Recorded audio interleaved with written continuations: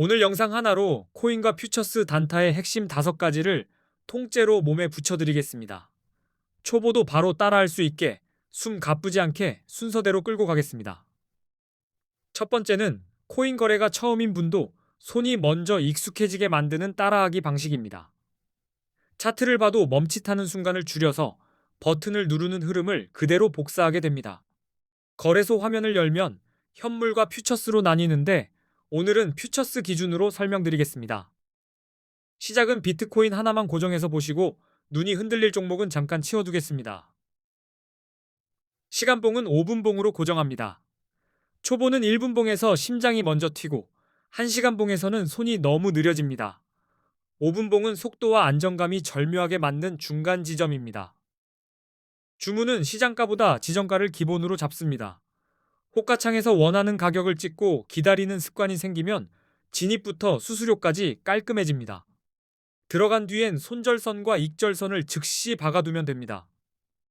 두 번째는 네이버 코인 커뮤니티에서 한동안 뜨겁게 돌았던 사례, 300만 원으로 1억 8천만 원을 만들었다고 알려진 중학생 단타 방식의 구조를 풀어드립니다. 그 이야기에 사람들이 끌린 이유는 기술이 화려해서가 아니라 작은 돈으로도 파동을 잘라먹는 규칙이 있었기 때문입니다. 핵심은 큰 예언이 아니라 짧은 구간에서 빠르게 결론을 내는 습관입니다. 보통은 박스권을 찾고 위로 튀면 짧게 롱, 아래로 미끄러지면 짧게 숏으로 붙습니다. 그리고 틀리면 바로 끊습니다.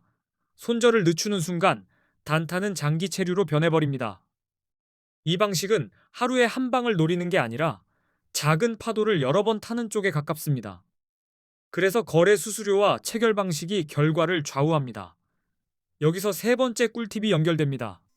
세 번째는 거래할 때마다 새어나가는 거래 수수료를 최대한 깎아먹는 꿀팁입니다. 수수료를 줄이면 같은 실력으로도 결과가 확 달라지는 걸 체감하실 겁니다. 단타는 진입할 때 한 번, 청산할 때 또 한 번, 왕복으로 수수료가 2번 뜯깁니다. 레버리지를 얹으면 체감은 더 커집니다. 수익을 먹기 전에 수수료가 먼저 숟가락을 들 수 있습니다. 초보가 흔히 하는 실수는 시장가로 급히 들어가 테이커 수수료를 두껍게 내는 겁니다. 지정가로 메이커 비중을 늘리면 같은 매매도 비용이 가볍게 바뀝니다. 거래소마다 수수료 할인 설정, 초대 링크 적용, 수수료 결제 방식 선택 같은 장치가 있습니다. 이 영상 고정 댓글에 수수료 최대 할인 꿀팁 링크를 정리해뒀으니 그대로 따라오시면 됩니다. 네 번째는 AI를 붙여서 하루 50만 원씩을 매일 챙기는 데 초점을 둔 단타 방식입니다. 사람이 놓치는 반복 패턴을 기계가 먼저 잡게 만드는 접근입니다. AI는 예언자가 아니라 감시원입니다. 수십 개 종목을 동시에 지켜보다가 거래량 급증, 변동성 확장, 추세 전환 신호가 겹치는 순간을 알림으로 던져줍니다. 알림이 울리면 사람은 딱 2가지만 확인하면 됩니다. 추세가 살아있는지, 손절선이 짧게 잡히는지입니다. 조건이 맞으면 진입하고, 조건이 깨지면 미련 없이 나옵니다. 이렇게 하면 감정이 끼어들 틈이 줄어듭니다. 하루 50만 원은 한 번에 크게 뜯는 그림이 아니라 일정한 폭으로 반복해서 챙기는 그림에 더 가깝습니다. AI로 반복을 단단하게 만들면 됩니다.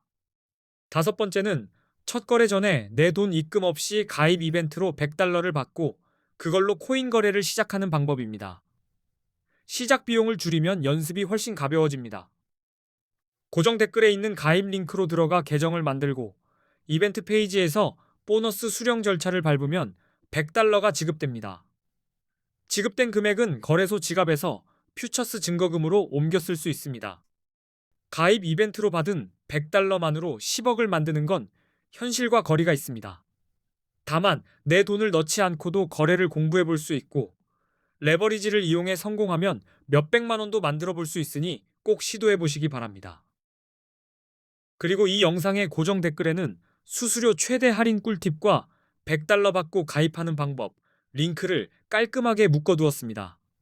본편 끝나기 전에 고정 댓글을 꼭 확인해 주시기 바랍니다. 이제 왜 코인에 투자해야 하는지 아주 직관적으로 보여드리겠습니다.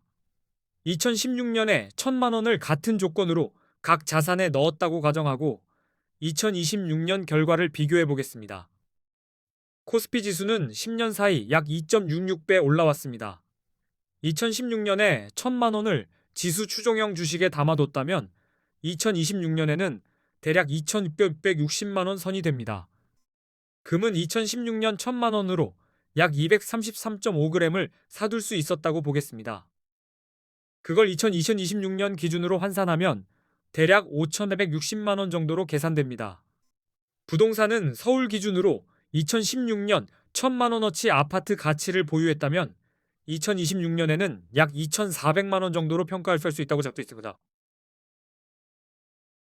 그리고 2016년에 1,000만 원어치 비트코인을 샀다면 2026년에는 26억 원 이상으로 튀는 상상 초월의 그림이 나옵니다.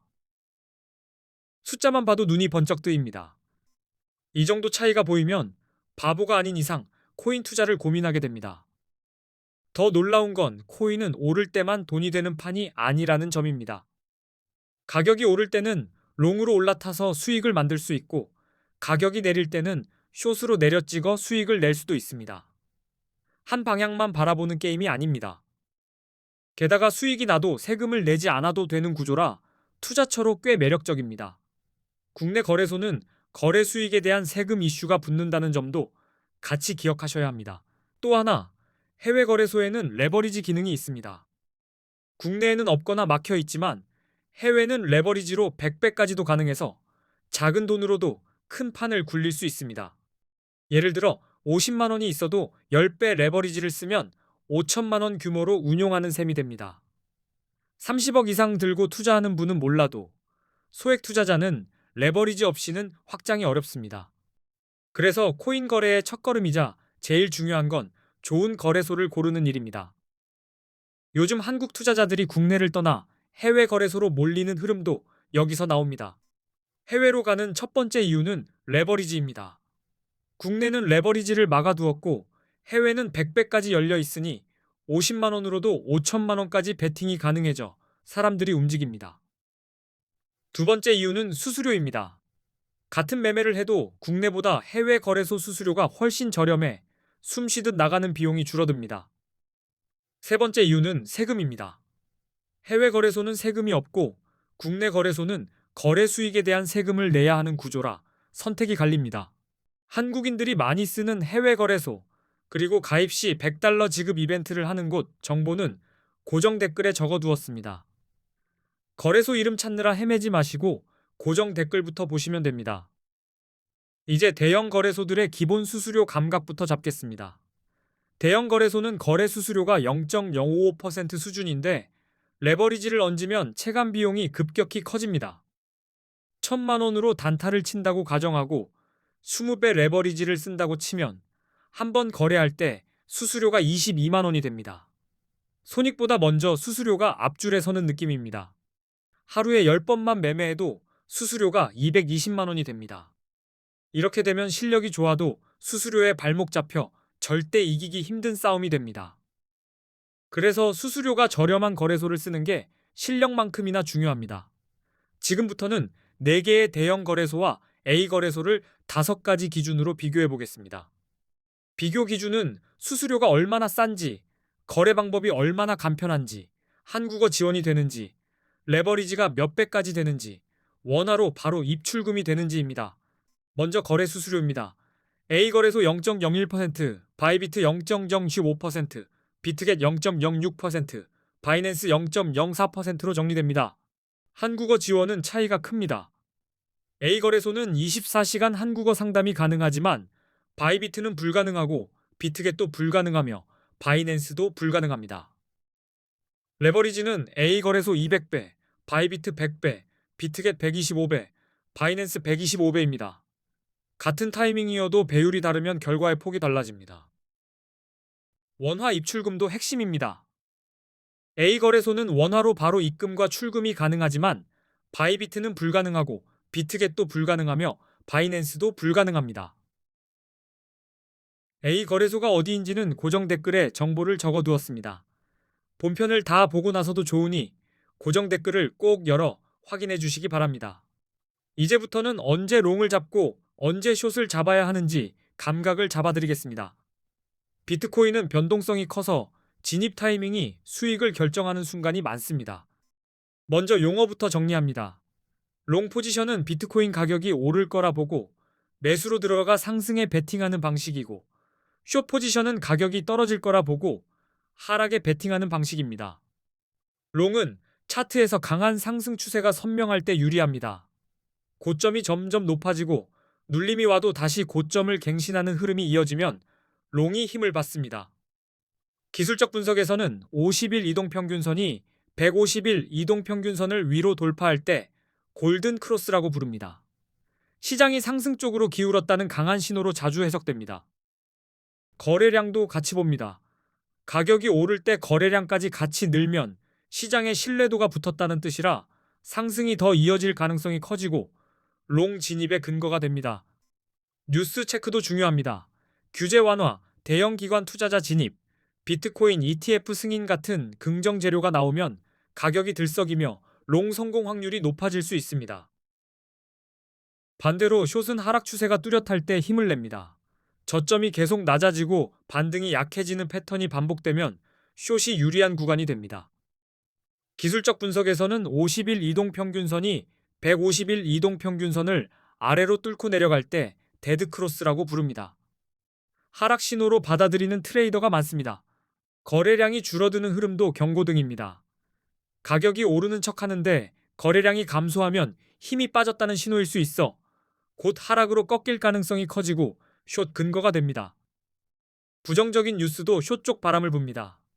규제 강화, 해킹 사고, 주요 국가의 암호화폐 규제 정책 강화 같은 재료는 공포를 키워 가격 하락에 불씨가 됩니다. 그리고 비트코인 시장에서는 보조지표 활용이 매우 중요합니다. 대표로 RSI, MACD, 볼린저 밴드 같은 신호들이 있습니다. RSI는 과매수와 과매도 상태를 보는 도구입니다. RSI 70 이상이면 과매수로 해석해 숏을 고려할 수 있고 30 이하면 과매도로 해석해 롱이 유리할 수 있습니다. MACD와 볼린저 밴드는 변동성과 추세의 힘을 더 입체적으로 보여줍니다. 이 도구들을 함께 쓰면 특정 시점에서 롱과 숏을 고르는 판단 근거가 단단해집니다. 정리하면 롱은 상승 추세와 긍정 신호를 확인하고 들어가고 숏은 하락 추세와 부정 신호를 근거로 결정합니다. 감이 아니라 근거로 손이 움직이게 만드는 게 핵심입니다. 오늘 내용이 코인 단타에 도움이 되셨다면 고정 댓글에 정리해둔 기가 막힌 꿀팁도 꼭 챙겨보시기 바랍니다. 수수료 할인과 $100 가입 링크가 거기에 있습니다. 앞으로도 실전에서 바로 써먹을 수 있는 좋은 영상 많이 올리겠습니다. 끝까지 시청해주셔서 감사합니다.